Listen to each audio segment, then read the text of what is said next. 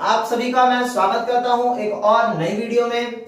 और जैसा कि आप सभी जानते ही हैं कि अगर आप इस चैनल पे नए होंगे तो सभी आपको कहते होंगे कि सब्सक्राइब करिए, लाइक करिए, कमेंट करिए, हम आपको कुछ नया करेंगे। अब सब्सक्राइब बाद में करना, बट पहले हमें देखो कि हम कैसे पढ़ते हैं। आप जितने भी सेशन को देखोगे, जितने भी वीडियोस को देखोगे, इस लेवल पर आपको बहुत कम चीजें मिलेगी, मटेरियल का बहुत ही कम मिलेगा। बट आप कंपैरिजन करके देखना कि आपको जो यहां मिलेगा वो कहीं नहीं मिलेगा। इसके बाद सब्सक्राइब वाली लाइन शुरू में नहीं, दूसरों की तरह हम लास्ट में कहेंगे ताकि आप सच में सब्सक्राइब करोगे। तो हम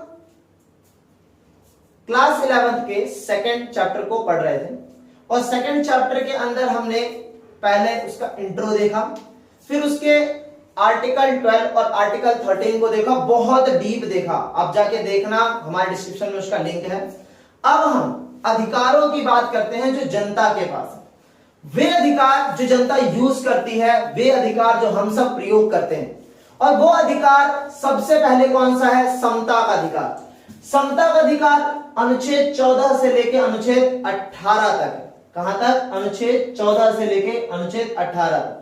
हम एक एक अनुच्छेद को बहुत क्लियर करके पढ़ेंगे। ऐसा नहीं कि मैं आपको 2 मिनट की वीडियो बना दूं, 4 मिनट की वीडियो बना दूं और आप एक्सपेक्टेशन करके बैठे हो कि मैं तो 2 मिनट में सब कुछ सीख जाऊंगी, मैं तो पढ़ लिया, मैं क्यों बड़ी वीडियो देखूं। नहीं, हम आपको वो बताएंगे जो 2 मिनट में नहीं, जो 15 मिनट में भी खत्म नहीं हो सकता। ध्यान देना। तो हम स्टार्ट करते हैं। तो मैं विकास आप सभी को दोबारा से एक बार स्टार्ट करने के बारे में कह रहा हूं कि हम कैसे पढ़ेंगे। तो क्या है अनुच्छेद 14? पहले तो समता का अधिकार क्या है? सभी के साथ समान व्यवहार का अधिकार। और यह हमारे संविधान के कौन से अनुच्छेद तक है? 14 से लेकर 18। अगर हम अनुच्छेद 14 की बात करें तो अनुच्छेद 14 के अंदर विधि के समक्ष समानता और विधि के समक्ष समान संरक्षण होता है। ठीक है, ये 2 बातें लिखी हैं। हालांकि ये दोनों ही बातें हमें एक जैसी नजर तो आ रही हैं, पर ये दोनों ही बातों में थोड़ा थोड़ा सा आपको अंतर भी नजर आएगा। पहला, विधि के समक्ष समता का विचार ब्रिटिश मूल का है। विधि के समक्ष समता का जो विचार है वो हमने लिया कहां से है? हमने लिया है ब्रिटिश मूल से लिया है। देखा? फिर जबकि विधियों के समान सम्मान संरक्षण को अमेरिका के संविधान से लिया गया। ये बात आपको शायद ही पता होगी, सिर्फ आपको इतना पता होगा कि भाई हमने पहला जो अनुच्छेद है, अनुच्छेद 14, वो कानून के समक्ष समानता और कानून के समान संरक्षण देता है और वही चीजें लिख देता है। पर यह भी तो पता होना चाहिए ना कि ये चीजें हमने ली कहां से हैं। तभी तो हम कह रहे हैं हम आपको वो बताएंगे जो कोई नहीं बताएगा। और 2 मिनट का नहीं, 10 मिनट का वीडियो जरूर देखना है। पहला इसको अगर हम देखें तो विधियों द्वारा प्रदत्त विशेष अधिकारों और अध्यारोपित दायित्वों दोनों में समान परिस्थितियों के अंतर व्यवहार होगा। मतलब विधियों द्वारा, मतलब कानून द्वारा प्रदत्त विशेष अधिकारों और अध्यारोपित दायित्वों, मतलब कहने का अर्थ यह है कि विधि के अनुसार अर्थात कानून के सामने किसी को भी विशेष अधिकार और किसी के भी ऊपर कोई विशेष दायित्व, कुछ भी हो, दोनों में समान व्यवहार होगा। किसी के पास कोई विशेष अधिकार नहीं होंगे, किसी के पास विशेष कोई अध्यारोपित कर्तव्य नहीं होगा, सबके साथ एक जैसा व्यवहार होगा। दूसरा, समान विधि के अंतर्गत सभी व्यक्तियों के लिए समान नियम होंगे। किसी भी व्यक्ति के लिए कोई बड़ा नियम, कोई छोटा नियम, कोई अलग नियम, कोई तुगला नियम, कोई भी भेदभाव नहीं होगा। कानून की नजर में सभी एक बराबर होंगे। तीसरा, बिना भेदभाव के साथ समान व्यवहार होना चाहिए। मतलब जब कानून को स्थापित किया जाएगा, जब समता को स्थापित किया जाएगा, तो किसी के साथ अलग से भेदभाव भी नहीं होना चाहिए, उसके साथ बुरा व्यवहार भी नहीं होना चाहिए। फोर्थ देखें, किसी भी व्यक्ति को विधि के उल्लंघन के सिवाय दंडित नहीं किया जा सकता। मतलब किसी व्यक्ति को ऐसे ही फालतू में कोई दंड नहीं दे सकता कि हाँ भाई चलो उसको उठा लो, गाड़ी में बैठा लो, पुलिस ले जाएगी, मारे पीटेगी और छोड़ जाएगी। नहीं, जब तक उल्लंघन विधि के अनुसार ना हो, मतलब कहने का अर्थ कि आपने विधियों का उल्लंघन ना किया हो, तब तक आपको कोई दंड नहीं किया जा सकता। अर्थात कानून के अनुसार ही आपको दंड मिलेगा और कानून के अतिरिक्त आपको दंड नहीं मिलेगा। फिर कुछ विशेष चीजें भी होती है हर पहलू के अंदर। सर्वोच्च न्यायालय का मानना है कि अनुच्छेद 14 के अंतर्गत उल्लिखित विधि का शासन ही संविधान का मूलभूत तत्व है। मतलब सर्वोच्च न्यायालय तक ये कहता है कि जो विधि का शासन है वो संविधान का सबसे मूल तत्व है, सबसे प्रमुख तत्व है। इसलिए इसे किसी भी तरह यहां तक कि संशोधन के द्वारा भी समाप्त नहीं किया जा सकता। मतलब कानून के समक्ष समानता और कानून के समान संरक्षण की जो स्थितियां हैं वो कोई भी हटा नहीं सकता। सरकार इस तरीके के कोई भी कानून या नियम नहीं बना सकती कि जो हमसे आर्टिकल 14 छीन ले या अनुच्छेद 14 छीन ले, या फिर संविधान में ऐसा कोई भी संशोधन या सुधार नहीं किया जा सकता जो जनता से कानून के समक्ष समानता को छीने। बट हमें यह पता ही है कि कुछ भी हो उसके अंदर अपवाद तो होते हैं। कुछ ऐसे लोग या कुछ ऐसी स्थितियां या कुछ ऐसे पद तो होते हैं जो किसी न किसी चीज में फिट नहीं होते। तो यहां पर भी समता के अधिकार में भी कुछ अपवाद हैं। तो कौन से? 2-3 अपवाद मैंने लिखे, हालांकि बहुत सारे हैं। पहला, राष्ट्रपति या राज्यपाल अपने कार्यकाल में किए गए किसी कार्य या लिए गए निर्णय के प्रति देश के किसी भी न्यायालय में जवाबदेह होंगे। मतलब राष्ट्रपति या राज्यपाल ने कोई भी निर्णय लिया हो देश के लिए, पर उसके निर्णय को कहीं भी चैलेंज नहीं किया जा सकता। अर्थात न्यायालय में भी जाके आप चैलेंज नहीं कर सकते कि राष्ट्रपति ने ऐसा निर्णय क्यों लिया या राज्यपाल ने ऐसा निर्णय क्यों लिया। वो उसकी मर्जी होती है, वो अपने विवेक से भी ले सकता है, कैसे भी ले सकता है, पर आप जाके राष्ट्रपति या राज्यपाल के खिलाफ चैलेंज नहीं कर सकते कि राज्यपाल या राष्ट्रपति ने ऐसा निर्णय लिया है। मतलब आप न्यायालय के पास नहीं जा सकते। तो इसीलिए ये संविधान के अंदर जो हमारे समता का अधिकार है उसका एक अपवाद है। दूसरा, संसद में या उनकी किसी समिति में संसद के किसी सदस्य द्वारा कही गई किसी भी बात या दिए गए किसी भी मत के संबंध में कोई कार्रवाई नहीं की जा सकती। हाँ दोस्तों, ये बात आप सभी को भी अटपटी लगेगी। अगर मान लो कि हम भी एक सांसद बन जाए या विधायक बन जाए, सांसद बन जाए, और हम संसद में बैठकर कोई बहस कर रहे हैं और वहां पे ऊट पटांग कुछ भी बोल रहे हैं, तो वहां पे कही गई किसी भी बात के खिलाफ आपके ऊपर कोई कार्रवाई नहीं हो सकती। भले आप किसी को संसद में बैठ के कुछ भी बोल दो, राष्ट्र के बारे में कुछ भी बोल दो, किसी को कुछ भी करने के लिए, प्रधानमंत्री को, राष्ट्रपति को, देश की जनता को जो चाहे मन में बोल दो, पर आपके ऊपर कोई कार्रवाई नहीं हो सकती, कानून भी आपके ऊपर लागू नहीं होता। तो ये एक और स्थिति है जहां पे समता के अधिकार का अपवाद नजर आता है। तीसरा, राष्ट्रपति या राज्यपाल पर उनके कार्यकाल के दौरान व्यक्तिगत सामर्थ्य से किए गए किसी कार्य के लिए किसी भी न्यायालय में दीवानी का मुकदमा नहीं चलाया जा सकता। मान लो कि कोई राष्ट्रपति, जैसे कि अभी रामनाथ कोविंद राष्ट्रपति हैं, तो अगर वो अपनी सैलरी से कोई कार्य करते हैं, अपने निजी स्थिति को देखते हुए अपने निजी तर्क के ऊपर काम करते हैं, अपने आप का पैसा कहीं लगाते हैं, तो उन पैसे लगाए गए स्थितियों पर कभी भी कोई केस नहीं हो सकता, कभी भी कोई मामला नहीं चलाया जा सकता। वे अपना पैसा अगर खर्च कर रहे हैं तो वे खर्च कर सकते हैं, परंतु उन पर कोई केस अगर कोई चलाने की कोशिश करेगा तो वो चलाया नहीं जा सकता। इस तरीके से आपने बहुत अच्छे तरीके से क्या समझा? अनुच्छेद 14 को समझा, समता के अधिकार का पहला अनुच्छेद समझा, जिसमें आपने बहुत अच्छी व्याख्या देखी, विशेष देखा और कुछ समता के अपवाद भी देखे।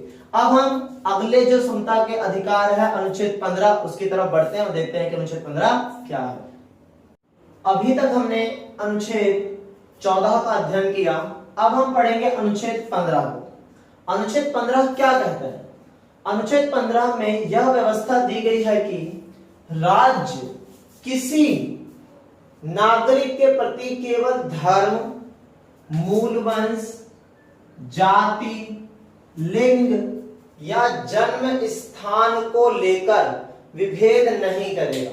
कहने का मतलब कि राज्य ना तो किसी जाति, ना तो किसी धर्म, ना तो किसी लिंग, ना तो किसी जन्म स्थान और ना ही किसी के मूल स्थान के आधार पर भेदभाव, मतलब राज्य किसी भी आधार पर भेदभाव नहीं कर सकता। आगे क्या लिखता है? लिखा है, नोट में लिखा है, विशेष करके लिखा गया है, विभेद का अभिप्राय किसी के विरुद्ध विपरीत मामला या अन्य के प्रति उसके पक्ष में न रहना भी कहलाएगा। केवल शब्द का अभिप्राय है कि अन्य आधारों पर विभेद किया जा सकता है।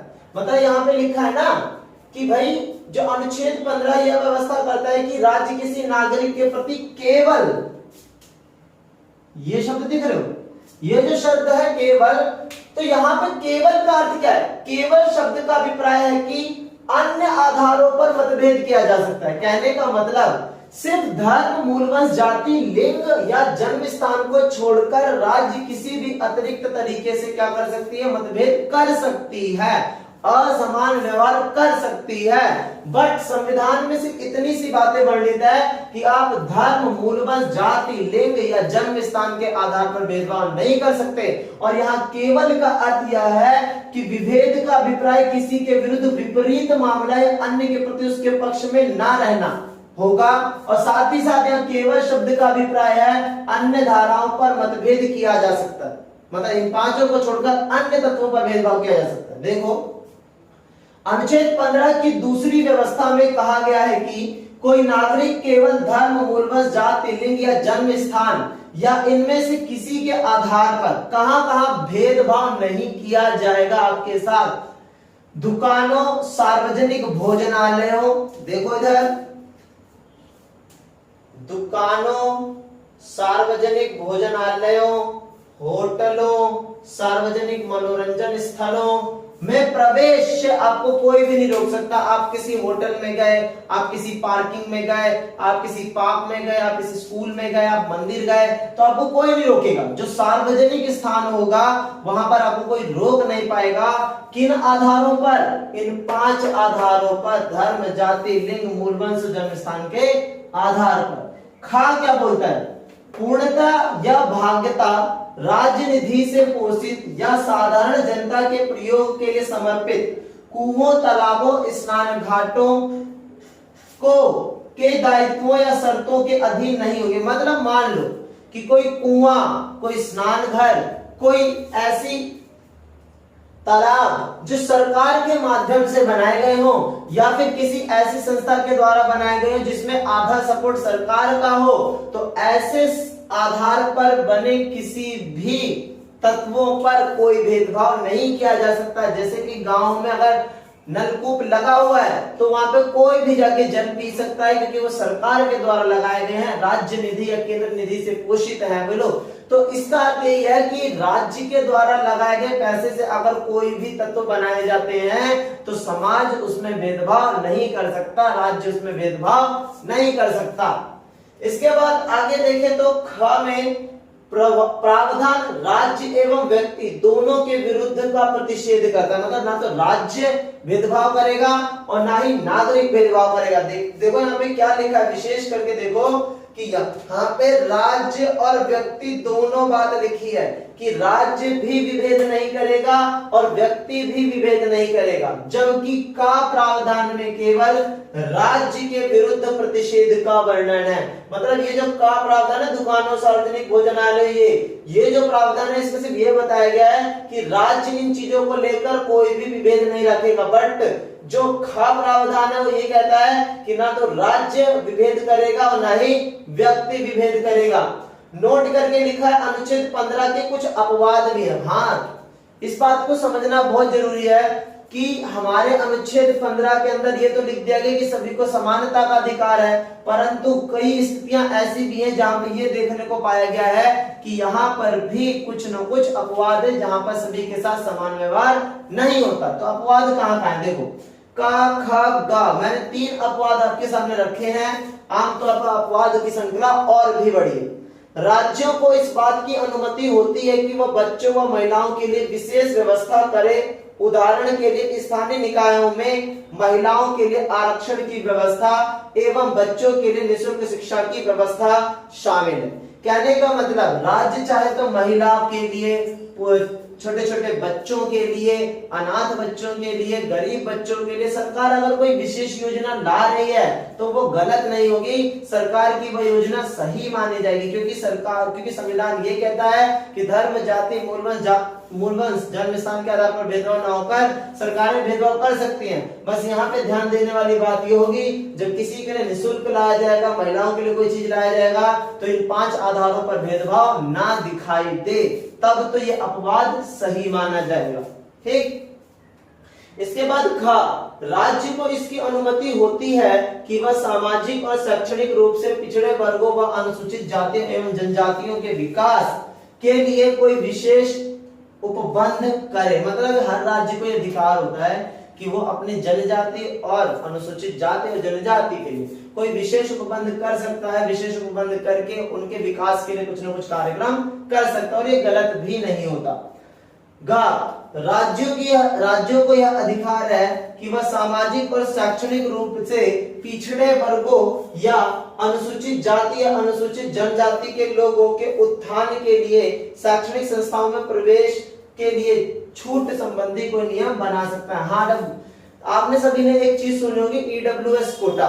तो ये राज्य की सरकारों ने डिसाइड किया है कि जो गरीब बच्चे होते हैं, जो शिक्षा प्राप्त नहीं कर पाते, तो राज्य की सरकार उन गरीब बच्चों के हितों के लिए ईडब्ल्यूएस कोटा लाई है, ताकि गरीब बच्चे किसी प्रकार से शिक्षा प्राप्त करें और देश के अंदर शिक्षा प्राप्त करके एक जागरूक जनता का भाग बने और देश के विकास में अपना योगदान दे। तो इस बात से साफ हो जाता है कि एक तरफ समानता तो है, परंतु राज्य चाहे तो किसी की विशेष स्थितियों को बनाए रखने के लिए, उनकी इस अवस्था का विकास करने के लिए अगर धर्म, जाति, लिंग, मूलवंश, जन्म स्थान के आधार पर भेदभाव किए बगैर कोई नीति लाती है तो वह भेदभाव नहीं मानी जाएगी। इस तरीके से आपने अनुच्छेद 15 को भी बहुत अच्छे से समझा। बहुत अच्छे से कहने का मतलब है आप कंपैरिजन कर सकते हो कहीं और भी। आपको 11th के लेवल पे इतना ज्यादा डीप और इतना ज्यादा क्लियर आउट कोई नहीं बताएगा। तो आपने बहुत अच्छे से समझा कि अधिकार क्या है, फिर उसमें अपवाद क्या है, क्या होता है, क्या नहीं होता। अनुच्छेद 14 भी हमने बहुत अच्छे से समझा। इसी तरीके से समानता के जो अनुच्छेद 16, 17, 18 जो अनुच्छेद है वो भी आपको बहुत अच्छे समझाया जाएगा। बट टिल वेट इट, क्योंकि एक बार में आपको अगर बहुत बड़ा वीडियो सेशन बना दिया जाए तो आप हो सकता है कि एक बार में ना देखें, तो इसीलिए हम इनको पार्ट्स में लेकर आएंगे। समानता का पार्ट 1, समानता का पार्ट 2। अब मैं जरूर आपसे बोलूंगा कि आप अगर हमारे चैनल पे नए हो तो आप हमारे चैनल को जरूर सब्सक्राइब करें, ताकि आपको वो मिले जो आपको चाहिए, वो नहीं जो सब आपको दे रहे हैं। इसीलिए आज के क्लास में इतना ही। मिलते हैं अगले वीडियो में, अगले पार्ट में। तो सभी को टाटा बाय बाय, मिलते हैं नेक्स्ट वीडियो में।